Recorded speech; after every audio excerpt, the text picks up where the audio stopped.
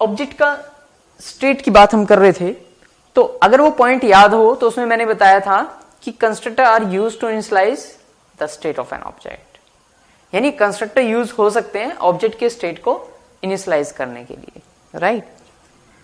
तो कैसे यूज हो सकते हैं? मैंने यहां पर एक कंस्ट्रक्टर बनाया ब्लैंक, एक और कंस्ट्रक्टर बनाया इंट सी इंट डी। अगर आप चाहते हैं कि जब मेरा ऑब्जेक्ट बने, एक तो ऑब्जेक्ट आप ऐसे बना सकते हैं new X SOP OB dot a कितना प्रिंट करेगा 0, एसओपी ओबी डॉट बी कितना प्रिंट करेगा 0। मोर ओवर आप यहां पर कुछ वैल्यू इनिशियलाइज कर सकते हैं तो वो वाली वैल्यू आएगी। लेकिन अगर आप चाहते हैं कि जो डेवलपर मेरी इस क्लास का ऑब्जेक्ट बनाए वो डिसाइड करे कि भाई ए और बी की वैल्यू क्या जानी है, यानी हम ये चाहते हैं ऑब्जेक्ट क्रिएट होते वक्त डेवलपर उसे इनिशियलाइज कर दे, उसकी डिफॉल्ट वैल्यू दे दे, राइट। तो वो कैसे हो सकता है? वो कंस्ट्रक्टर की हेल्प से हो सकता है। हमने कहा X OB1 equal to new X. अगर आपने ऐसा कंस्ट्रक्टर बना रखा है तो जो भी डेवलपर इसे यूज करेगा वो ऐसे लिखेगा 3,2। तो क्या होगा?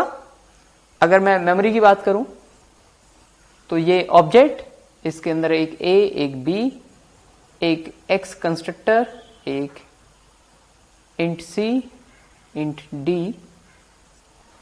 हम अंडरस्टैंड करने के लिए यहां पर लिखते हैं ये कंस्ट्रक्टर, बट एक्चुअल में नहीं होते, ये मैं ऑलरेडी कई बार बता चुका हूं, तो आगे मैं ये बात रिपीट नहीं करूंगा। तो कंस्ट्रक्टर या मेथड यहां पे लिखने का मतलब है कि मैं समझने के लिए आपको यहां पे बता रहा हूं।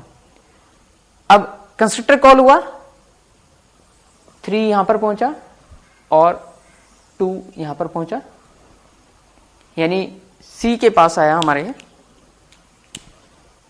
3 एंड डी के पास आया 2। अब ये लोकल है और ये इंस्टांस है, यहां पर लिखा जा सकता है a equal to c and b equal to d, यानी यहां पर लिखना पड़ेगा हमें a equal to c and b equal to d. Right hand की वैल्यू लेफ्ट हैंड को असाइन होती है, तो 3 किसे असाइन हो जाएगा? a को। a कौन से वाला? ये वाला। और d किसे असाइन हो जाएगा? b को, यानी यहां पर असाइन हो गया 2।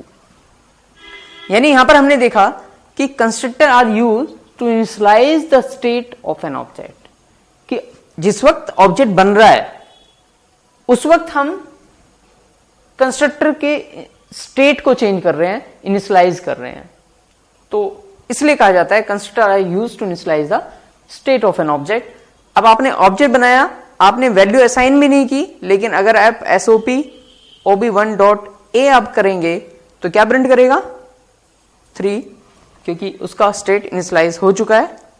SOP OB1 dot B print करेगा 2, राइट। तो ये उस बात का मतलब हुआ कि constructor are used to initialise the state of an object, right. I hope this is clear to you.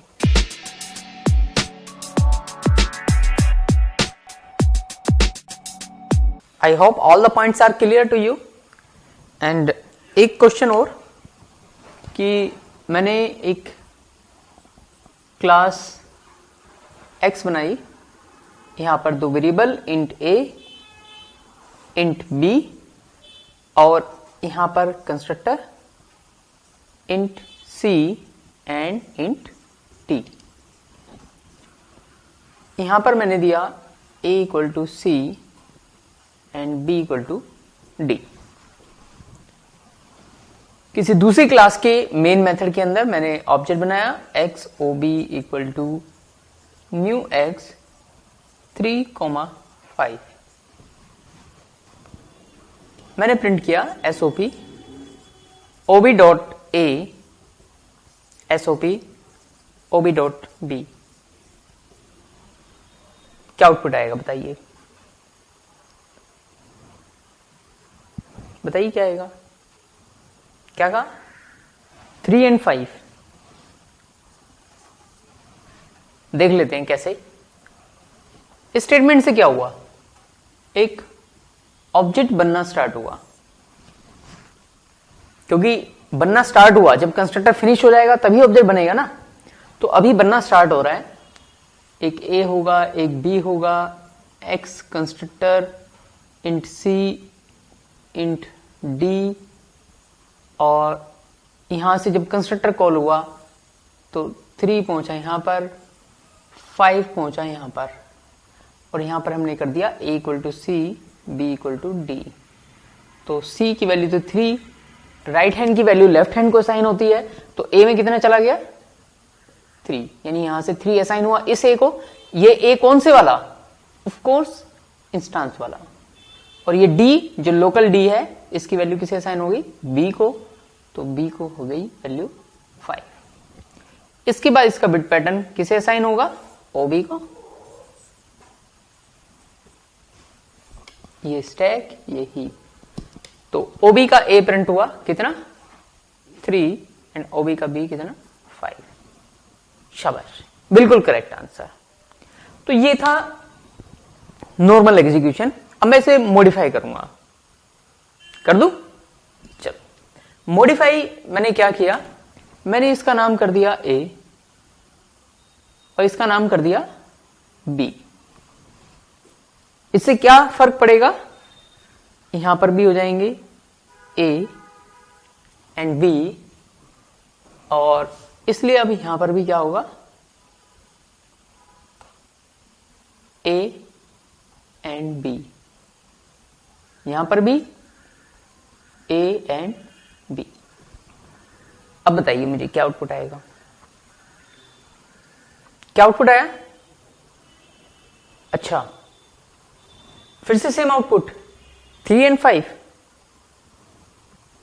3 and 5, sure, क्या कहा,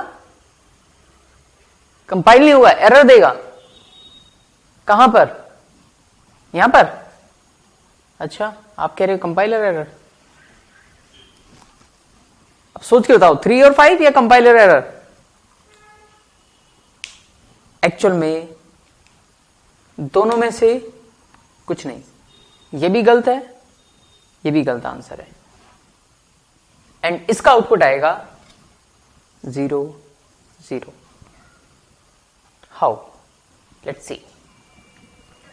जब आपने ये स्टेटमेंट लिखी न्यू एक्स, तो ऑब्जेक्ट बनना स्टार्ट हुआ, ए की डिफॉल्ट वैल्यू क्या, 0, बी की 0, कंस्ट्रक्टर कॉल हुआ, ए में वैल्यू गई 3, बी में वैल्यू गई 5, और यहां पे हमने लिखा हुआ है a equal to a and b equal to b, यानी a की वैल्यू किसे असाइन हो जाए, a को, बट कौन से a को, यहां पे कंपाइलर को कंफ्यूजन होगी भाई कौन सा a किस a को असाइन करना है। अब हम क्या चाहते हैं, अब ये प्रेफरेंस देगा अपने लोकल वेरिएबल को, यानी ये लोकल की वैल्यू लोकल a को असाइन कर देगा और लोकल b की वैल्यू लोकल b को असाइन कर देगा।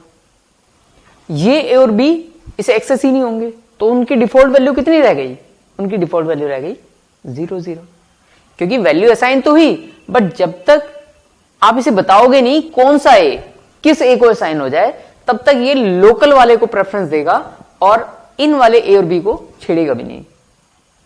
तो अगर इन a और b में वैल्यू नहीं गई, ऑब्जेक्ट बन चुका है, तो वैल्यू क्या प्रिंट करेगा, 0 0।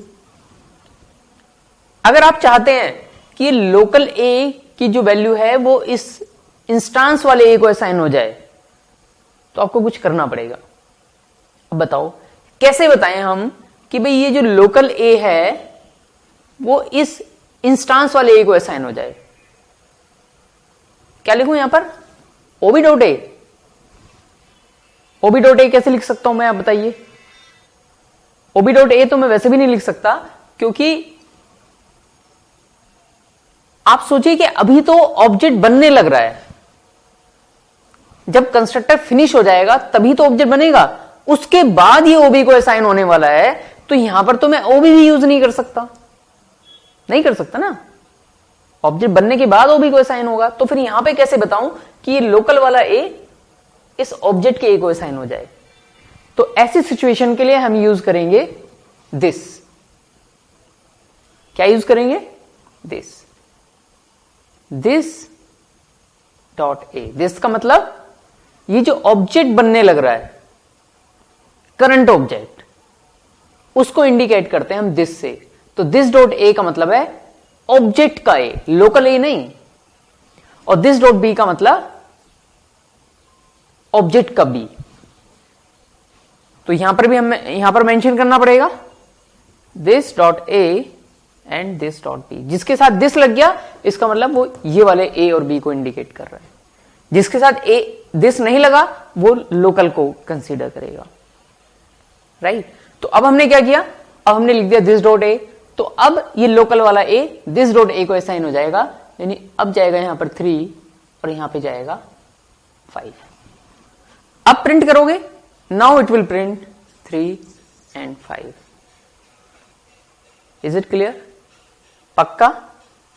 और मोस्ट ऑफ द टाइम आप यही कन्वेंशन देखेंगे। नाउ ऑनवर्ड्स आप भी यही फॉलो करेंगे कि जो लोकल वेरिएबल और इंस्टांस वेरिएबल के नेम सेम ही होते हैं, सिर्फ दिस डॉट ए या नॉर्मल ए से पता लगता है कि ये कौन सा है। वो भी कब? जब दोनों के सेम नाम हो। जब दोनों के सेम नाम नहीं थे, इनका सी और डी था, तब आपको दिस की जरूरत नहीं है। तब तो ए अगर यहां नहीं मिलेगा तो यहां से उठा लेगा, राइट। दिस की जरूरत हमें तब पड़ती है जब उसी नाम से लोकल वेरिएबल भी है, उसी नाम से इंस्टांस वेरिएबल भी है। Is it clear? I hope this is clear to you, right? चलिए, all the best.